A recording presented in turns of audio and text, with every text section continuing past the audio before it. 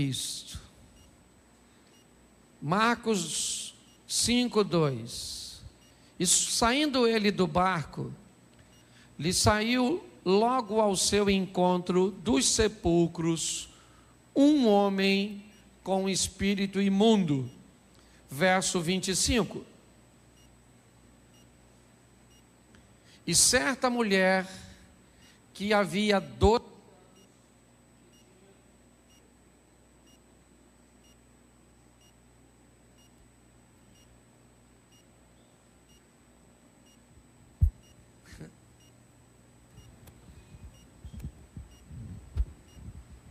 Eu estou chegando em conclusão que o Xaropim tinha razão. Para quem estava no primeiro culto entendeu. Tá certo? Vamos lá. E certa mulher que havia 12 anos tinha um fluxo de sangue. Verso 35.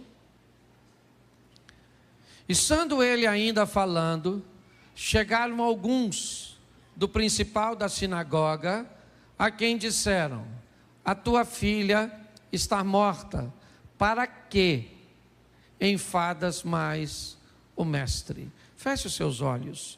Senhor nosso Deus e Pai, continua falando conosco, usa-me como um canal de bênção nesta hora, pelo poder do nome de Jesus, amém, glória a Deus, amém. Quando nós nos deparamos com o capítulo 5 do Evangelho de Marcos, nós vamos observar 3 histórias bem interessantes, que elas nos definem os caminhos que Jesus resolveu trilhar, um caminho bem diferente que a linha religiosa da época, que os sacerdotes da época. Talvez um dos motivos pelos quais Jesus enfrentou tanta resistência foi quebrar o modelo mental de uma forma tão abrupta como ele fez. Chegar trazendo uma perspectiva totalmente oposta ao de que tudo aquilo que os religiosos da época faziam. Quando nós olhamos esses textos, nós vamos descobrir nos 3 que Jesus vai frequentar lugares proibidos, que Jesus vai buscar pessoas inacessíveis, que Jesus não vai ter nenhuma dificuldade de lidar com situações desagradáveis. Tudo aquilo que os outros evitavam é exatamente o que ele está buscando. Os lugares que as pessoas não iam é onde ele deseja ir.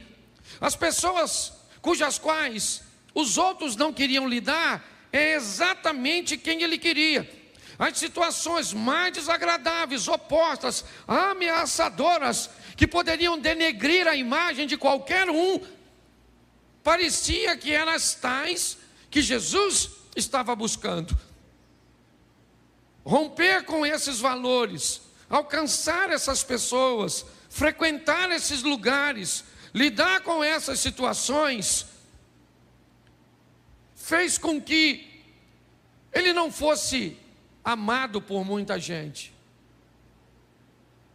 que ele não fosse respeitado por muita gente, que sua imagem fosse denegrida por muita gente. Mas é importante ressaltar que ele era amado por uma multidão, respeitado por uma multidão. Isso determina algo muito simples para a nossa vida. Você vai ser amado e odiado pelo mesmo motivo, por ser quem você é, por fazer o que você faz. Nós vimos na mensagem anterior 3 pontos extraordinários. E o primeiro foi identidade. E é muito importante você descobrir quem você é, o que você foi chamado para fazer. Porque se você não tiver essa visão, pessoas vão tentar te rotular, vão tentar ou achar que sabem quem você é ou o que você tem a fazer. Jesus não tinha problema com isso, mas era bem interessante a maneira que ele abordava. Talvez isso seja muito acalentador para alguns de nós neste momento, que estamos vivendo situações desagradáveis, que estamos em meio a situações cujas quais algumas pessoas não querem estar conosco.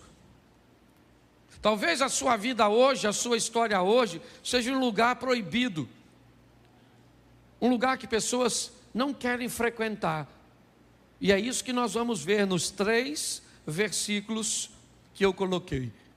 Primeiro, nós vamos ver Jesus chegando no território de Decápolis. As 10 cidades pagãs do lado leste do Mar da Galileia. Lá não tinha comida para os judeus. Lá o porco era um elemento de sacrifício a deuses pagãos. Era um lugar proibido para eles. Eles não iriam naquele lugar. Jesus então quebra o protocolo. No final da tarde, mesmo sob a observação que do Hermon estava se direcionando uma provável tempestade. O próprio Jesus disse isso numa de suas parábolas, que os homens eram capazes de fazer a leitura do tempo só pela observação. Vai chover, não vai chover. Ou seja, era notório que havia uma ameaça que poderia impedir Jesus de chegar do outro lado. E debaixo dessa ameaça, ele convida seus discípulos para um lugar que eles não desejam ir. E o que é que tem lá? Naquele lugar proibido, naquele ambiente que eles não querem estar, alguém que Jesus quer mudar a vida. É exatamente isso. Lugares proibidos. Lugares onde eu e você não gostaríamos de ir. Lares que nós não gostaríamos de entrar. Pessoas que nós não gostaríamos de abordar. Pessoas que, se fosse numa visão humana, nós diríamos que a melhor opção é o divórcio, é a desistência, é o caos. Nesses lugares proibidos, Jesus costumava trafegar com muita facilidade, sempre com um propósito. É verdade. Eu já vi pessoas dizendo: não, eu frequento aquele lugar porque aquele lugar precisa de uma transformação. Mas tá bom, como é que ele fica depois que você sai? Que tipo de transformação a sua presença causa naquele lugar? É importante observarmos que Jesus iria sim, mas coisas extraordinárias. E aqui nós temos 3 coisas que ele vai fazer de forma diferente nos 3 milagres que ele faz em Marcos 5. Ninguém sabe o que ele quer do outro lado. Provavelmente há uma confusão na mente dos discípulos. O que nós vamos fazer lá? Enfrentam a tempestade, que começa em Marcos capítulo 4, a partir do verso 35. Os discípulos entram no barco. Uma tempestade se levanta, Jesus repreende a tempestade e o barco chega do outro lado. Quando chega do outro lado, o que tem lá? Um endemoniado, sujo, fedido, machucado, pelado, ameaçador. Um tipo de gente deplorável. Um tipo de pessoas que não nos causa nenhum tipo de interesse. Não há nenhuma vantagem. E nós sabemos que, por mais que não gostamos ou não gostemos de dizer isso, não há relacionamento sem interesse. Sempre há interesse. Nem sempre ele é financeiro. Mas por que vocês estão aqui? Sem interesse? É lógico que não. Tem o interesse de uma boa palavra, de um bom tratamento. Há uma série de coisas. Basta que ou o ambiente não seja interessante, inevitavelmente você vai procurar. Você acha que eu estou aqui sem interesse? É lógico que eu também tenho meus interesses de conseguir pessoas que queiram trabalhar para o reino, pessoas que estejam dispostas a se engajar na visão, sempre. Só que interesse alguém tem nesse cara? Porque muitas vezes é assim que as pessoas olham para você, não estão nem aí para você. Por quê? Porque você não pode oferecer para elas nada. É assim. E aí elas passam por você como se nada existissem. Ou se nada acontecesse, ou se você nem estivesse ali. Pois é. É por um indivíduo como esse que Jesus vai atravessar o mar. É por causa de um homem como esse que Jesus vai atravessar, para tirar deste homem algo que não deveria estar nele. Tem um homem que é filho de Deus, imagem e semelhança de Deus, mas ele se tornou um recipiente do mal. Ele é alguém que, ao invés de ter o Espírito de Deus, tem um demônio nele. Os homens não sabem o que fazer com o demônio, então tentam prender o corpo. E o texto diz que as cadeias que prendiam este homem eram feitas em pedaços, porque ele quebrava tudo, porque o problema dele não era físico, era espiritual. E o que os homens faziam era: bom, já que ele ataca pessoas, vamos prendê-lo. Mas não adiantava.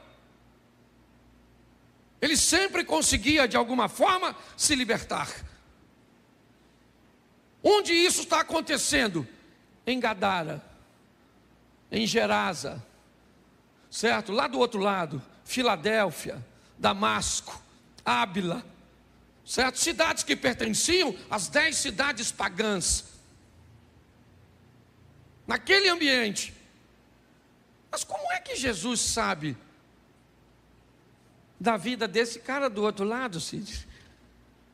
Como é? Ele pega um barco, será que ele conhecia?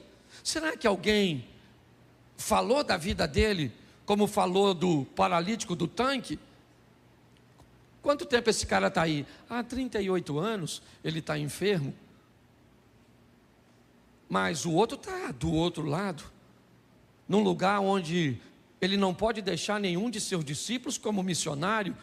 Eles não estão acostumados com a comida, eles não querem evangelizar. Já tem problema com o samaritano, já estava com problema, certo? Mas você viu Pedro, né? Com sérios problemas com Cornélio. Você imagina falar com aquele povo que não merece, que come carne de porco e uma série de coisas que os separam? Pois é. É atrás desse indivíduo que Jesus vai, para tirar dele demônios. Escute só, esse homem tem um problema, e o problema é espiritual, é demônio. O homem fica endemoniado, e preste atenção, porque é um homem, que fique bem claro, um homem que é tão insano, que ele não tem como procurar Jesus, ele não tem como ir até Jesus, suas faculdades mentais estão comprometidas, por causa da possessão. Pois é, já que ele não tem como ir a Jesus, Jesus vai a ele, porque tem situações que ele entra com providência, sem você agir. Há casos que há uma intervenção direta dele, e essa é uma. Cadê o cara? Ele não está procurando Jesus, ele está morando num cemitério, se cortando todo, rungindo como um animal, atacando as pessoas que passam perto dele. Mas Jesus vai lá e tira dele o que ninguém pode tirar.